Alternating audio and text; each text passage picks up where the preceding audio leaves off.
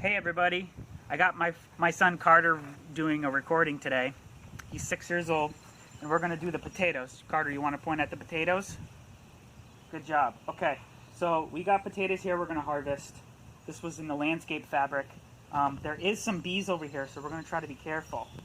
Alright, but let's see what we got in this landscape fabric. They're small. They're not very big. There's a couple of them though. These will be good for breakfast.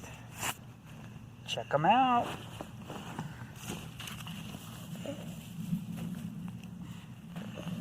Oh, that was a gross one.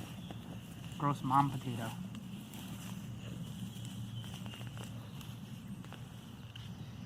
Yeah, this isn't a very good harvest, Carter. They're all tiny potatoes. Ugh, a lot of rotten potatoes.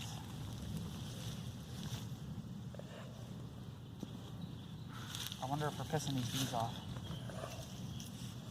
Alright, Carter.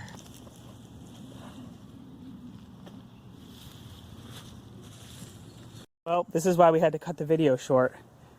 I don't know when they swarmed here and came here, but they weren't here earlier last week. I didn't see any indication of bees last week. And then this week, there appears to be an entire hive in there, in the landscape fabric. So, I mean, not the greatest harvest, and a place for bees to swarm. This might not be the best strategy for growing potatoes, I'm gonna say.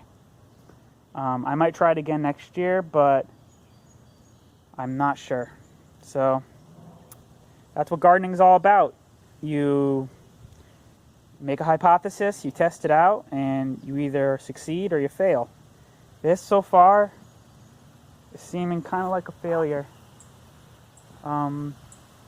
They're small potatoes. I think that they didn't get enough water when I was gone. I was gone for a week. And that little section that I harvested was just lots of small potatoes. Say bye, Carter. Bye. Bye.